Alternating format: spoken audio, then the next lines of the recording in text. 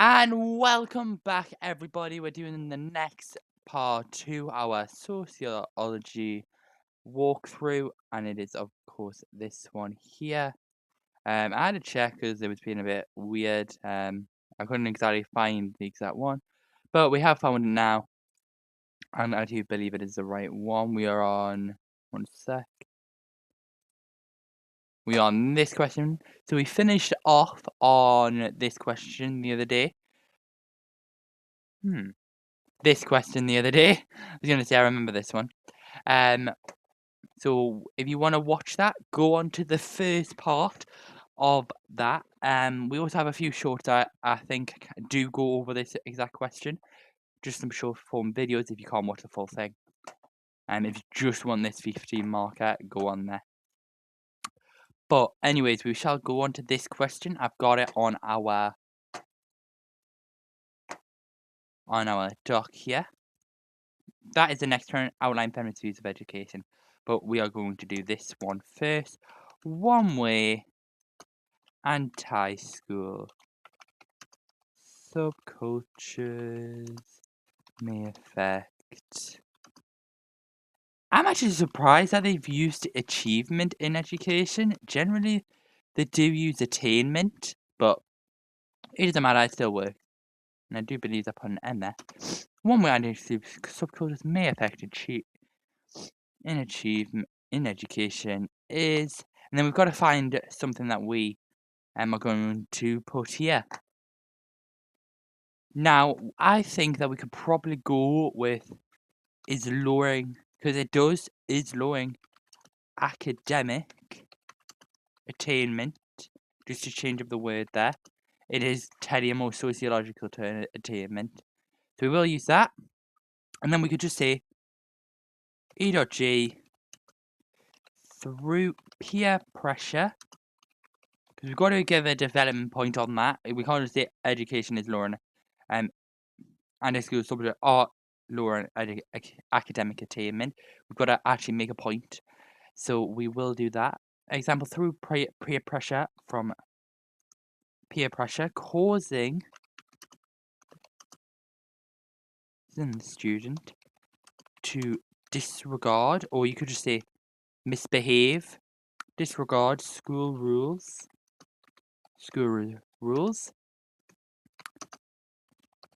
This leads to them being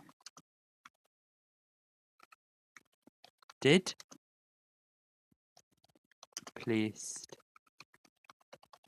in detentions rather than in regular lessons where they can learn better. Now, that is what I put, but we all know I'm a GCSE student. I can get things wrong. In fairness, everyone can get things wrong, but I always get AI to check it over, make sure it is perfect, because I do not want to tell you guys that there's anything wrong.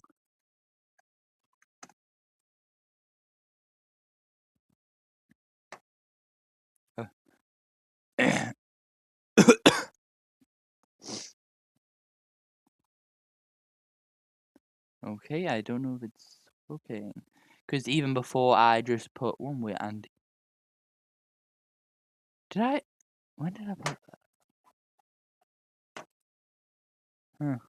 I must have accidentally put that earlier. Well, whatever. Clear strength. Is it 2 marks? Question mark. Okay, it is worth 2 marks. We can move on to the next question.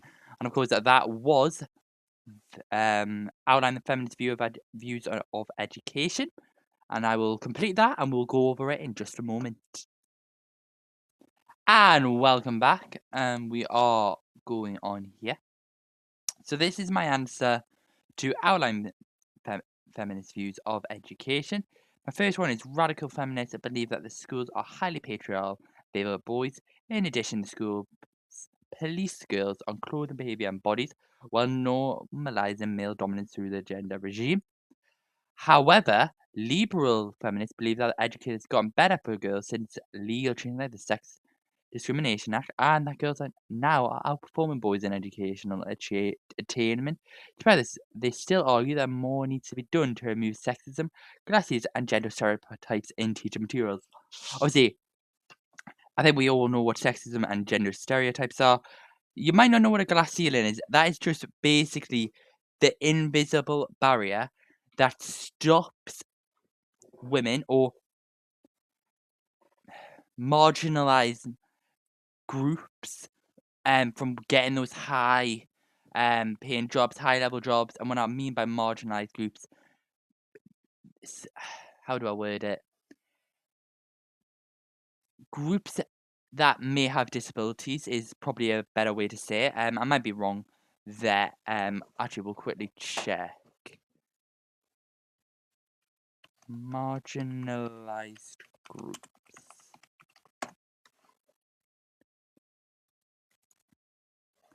Um, so basically, it's communities of people who are systematically excluded from social, economic, and political power.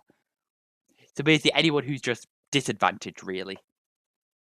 Oh, these are some commonly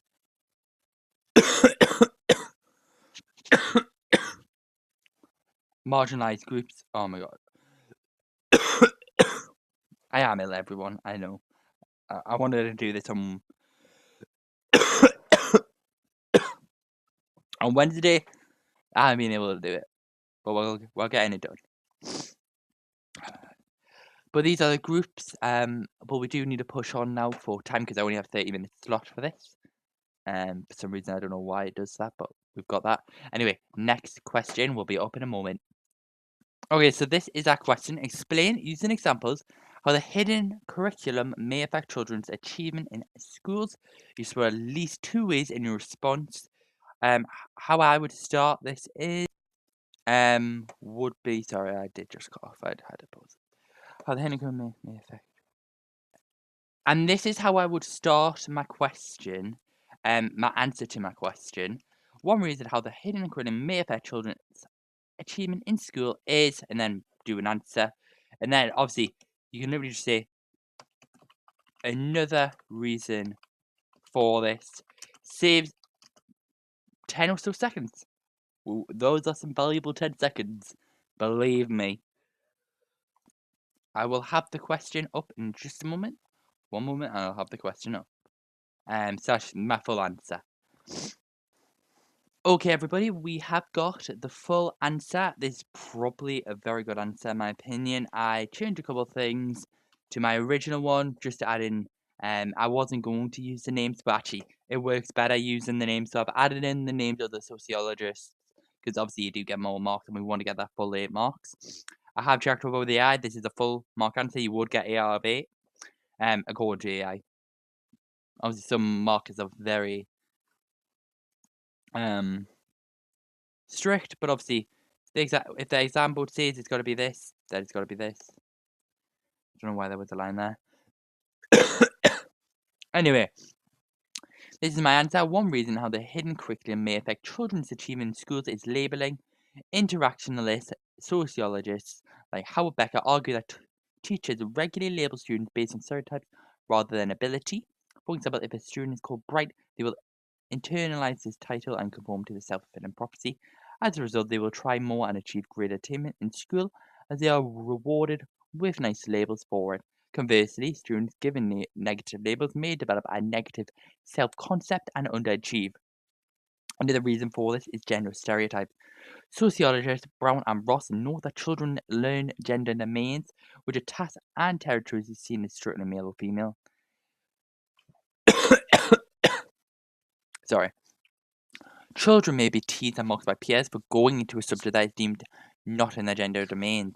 This informal peer pressure and gender coding can lead students into subjects that, despite being more normalized for their gender, are actually not suitable to the child themselves. As a result, gender typing such gender coding leads a child to a worse attainment than they could have had if they had chosen a subject matching their actual strengths. Okay, I want to talk a bit on this.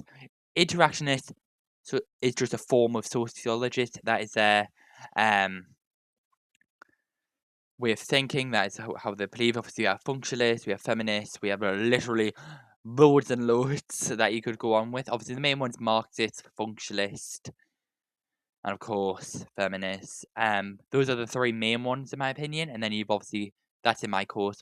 Then again, that is from my year 10 knowledge. We might get another one. But right now, obviously, there are loads of types of feminism, functionalism, Marxism in there. But we get that. Self-fulfilling prophecy is basically just because you've been said that you're good, you are fulfilling that prophecy by getting good out of it. You are going to be a bright student. You've got that out. And that's probably the best way I can explain it. You are basically just gonna that but if you're bad, of course, then you're gonna be bad. Is basically how it's gonna say. But let's hope we all are the bright ones. Gender stereotypes, we all know what that should be. Sociologist, Brown and Ross, those are just the name sociologists. Anything in a bold is literally that you will get marked for. And gender domains.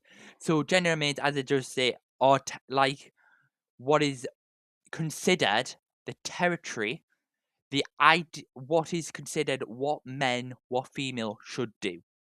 Gender coding is basically, well, gender typing and coding is basically the exact same thing, in my opinion. Well, it is the same two words. But as well, I feel like it is basically gender domains. I think it's just about the actual process of it happening, those territories, and how you are made to think because of your gender what you should do. That's basically how I think it is meant. But yeah. Sorry about that, everybody. Anyway, I will get the next question up and we will do that in a moment. Now, for this next question, which was the 15 marker, this one here, I've done two different ones. And I want you to guess which one has slightly lower marks. And I mean slightly. There was literally 2 marks in between these answers. So this is the first one. I'm because of my bathroom, I'm not going to read this out, but I'm going to just give you a quick look at this one. Literally like till it gets to 13. Just skim through it, and then we'll quickly go on to the next one, and then we'll talk over it and about think about it.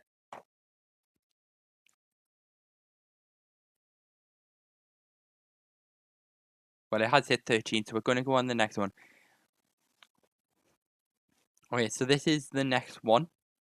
As you can tell, I think just from that first couple, that you can tell this is probably the higher one.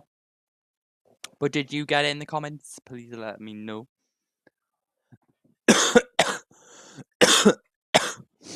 Sorry. And then we'll go down. Yeah, you can highly tell that this is the better one. And I want to point something out. When I was marking this with AI, obviously these are my 2 answers, I didn't have this line about this sociologist. I have never heard of this sociologist. But it's added. I don't know whether this is actually going to be on my course, whether I will have it. I've heard of Howard Becker. I've heard of telecom persons I've heard a lot of. In a good way. But I have never heard of Pierre Bourdieu. Don't know why I just repeated the same word, but whatever. And I want to point something out. You can see that there's a lot more in there. That got me 2 marks. My one, that's over here. This was my first one. This was the one that had 0. Oh no, that's the. This one had 0 AI editing. And I got 13. 13 marks out of 15, which in fairness, it's really good. I will take that. By my standards. And then obviously we had the Pietro Bordeaux. It's a bit more grammatically correct, this one.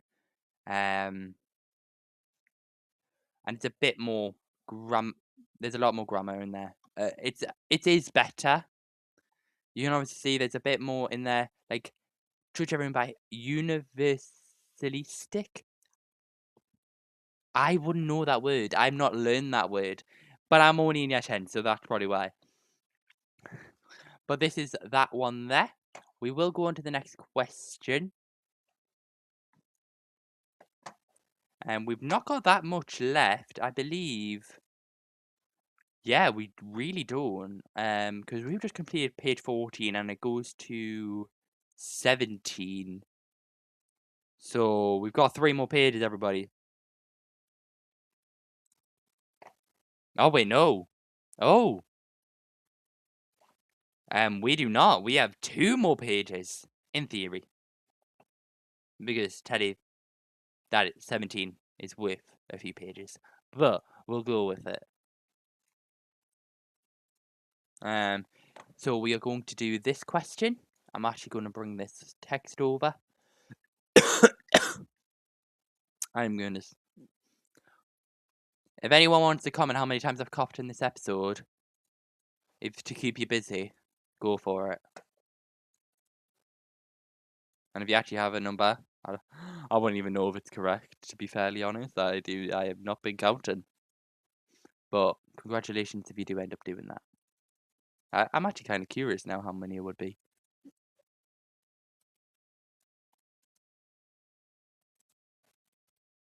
Okay, for some reason that isn't copying. Why is nothing copying? One sec. Okay, so this is the full page. A recent sociological study looked at teenagers' use of social media. Researchers interviewed 400 teenagers using the method of structured interviews. They sampled teenagers from different ability groups and made sure they had a representative number of boys and girls. They were careful to consider ethical issues. Describe what is meant by sampling. Explain 2 ethical issues the researchers would have considered for this research. Okay, and then these are the 2 questions for this. You've got A and B. Describe what is meant by sampling. Explain 2 ethical issues the researchers would have considered for this research. I'm going to do my 2 answers and then we'll talk for it. Okay, so this is a question. Both of them are done now, and basically it's simple. You really just want to answer the question straight away. I just started sampling. They just know that I'm talking about sampling now. Sampling is the form of taking a small group of people from a target audience for research. And then you can explain more on that. What could you do with sampling? But I feel like it's just easier and will save us time if we just talk about a type of sampling. Because you might not know all the types of sampling. I definitely don't remember off the top of my head some of them. I can name stratified sampling. Can I really think of what it means? Honestly, not really. I think random sampling is probably the easiest one, because it's where people have an equal chance at being selected for the research. It's really probably the easiest one to talk about. But that's 2 marks out of 2. AI said so. Then this one ethical issue the researcher would have considered for this research is confidential. Example, the BSA guidelines for research permit that all subjects must have the identity kept anonymous for the research. And if anyone does want to know, the BSA is just the British Sociological... Sorry about that. It is the British Sociological... Blech. Blech. Okay, so apparently I could get this sentence out. So British Sociological Audience. Did I just say audience? Oh my god. British Sociological Association. Yes, I did get that up because I can't say it. For some reason, I knew that the one time I said it wrong, I would actually be able to get that word out. So I just said it anyway. Anyway, another ethical issue of the COVID observation in research. Another ethical issue of this is COVID observation in research. Example, the BSA, British Sociological Audience. God, I can't even say it. Association. British Sociological Association. Yay! Applause in the comments for that. Not. Says for research study to be ethical, the candidate must give consent for the study to happen. However, the research is done under covert observation. The candidate can't give consent, so the research would be unethical. We will now move on to the next question in a moment. And it is this question here.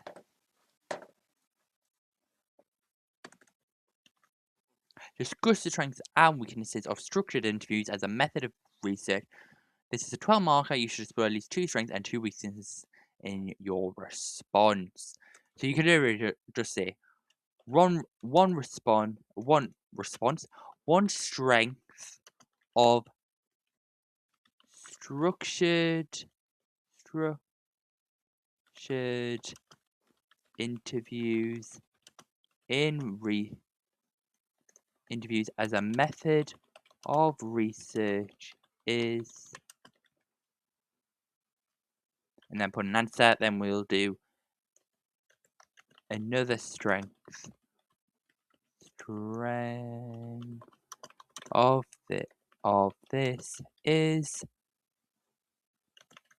one weakness of this is, another weakness of this is, and basically that is literally the exact structure I want everyone to use, unless your example would say something else. My example is, as you can see, Eduqas. So that is what I'm doing. Anyway, I will have this question up in a moment. See you there. And for the final question of the paper, yes, we are almost done, everybody. This is the answer. I'm going to let you read it because obviously my voice, you can tell it's really bad.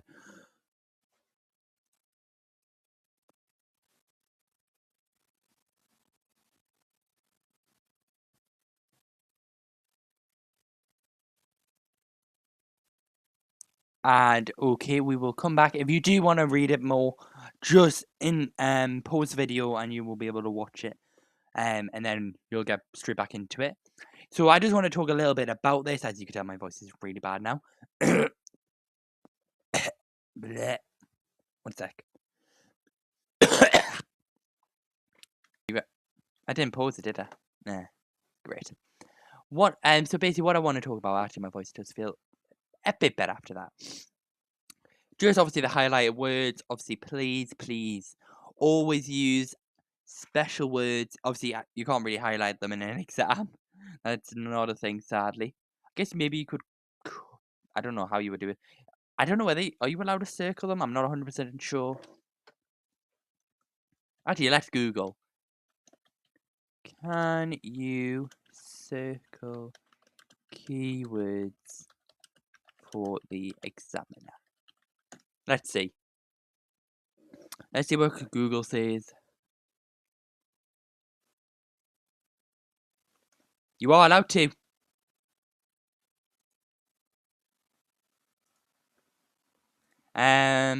So you are allowed to, as it says there. You can even, I know this is really random, but am I allowed? You are always allowed to write a note for the examiner. I would always say you can. There's nothing stopping you. Obviously, don't write anything rude, of course. The only thing is, though, you've got to do it in the space that is provided. If you do it outside, they're not going to see it. They can request to see it. They can 100% see that there is something there. But if there's nothing, because sometimes people, if you wrote a little bit out and then you accidentally go in there and they see that it's cut off, they can request that little bit extra. But if you're fully out and they can't see it, then you're not getting it.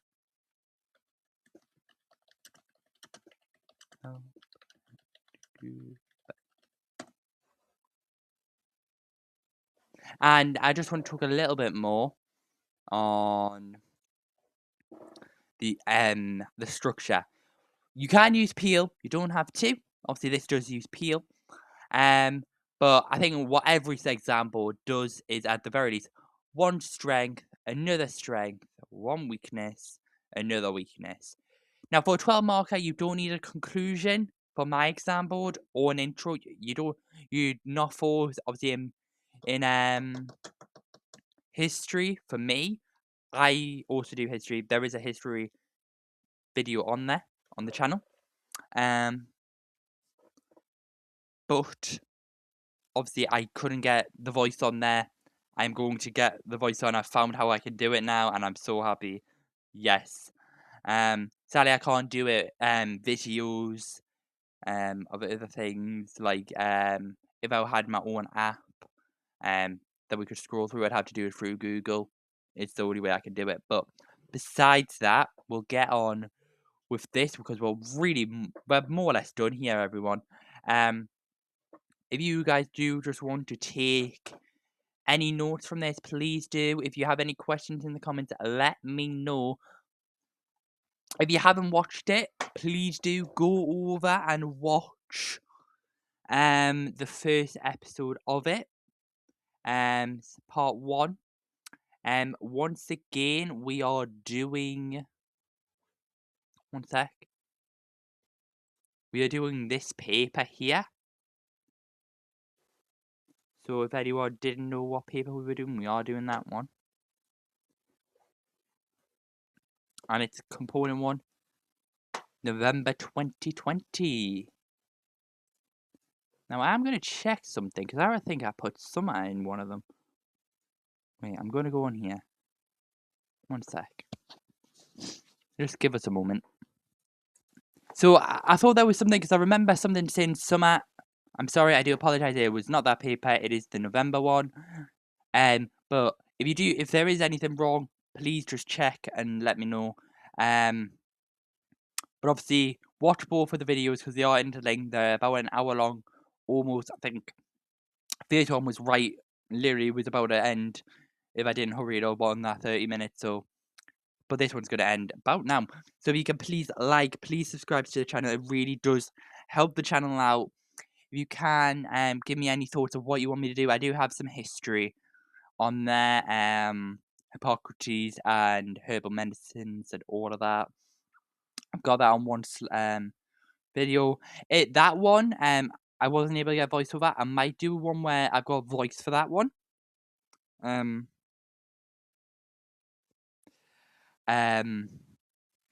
But I will try.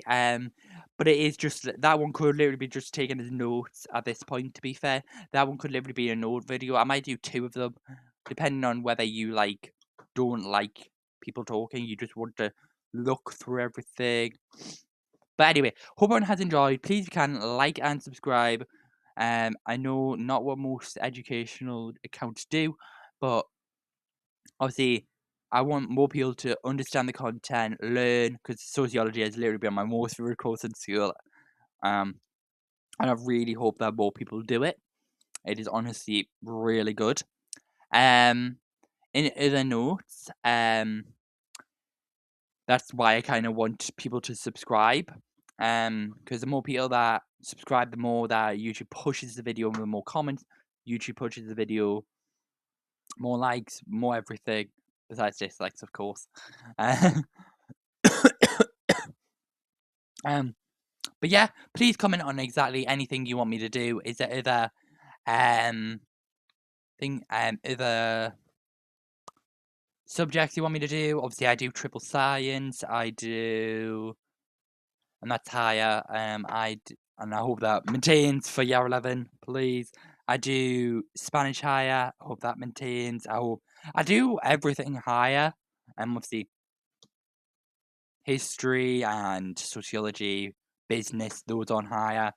But yeah, just let me know, please, if you can, subscribe, and I'll see you all on the next one. Enjoy the rest of your morning, day, evening, or night, depending on where you live in the world, and I'll see you all in the next one. Bye, everyone.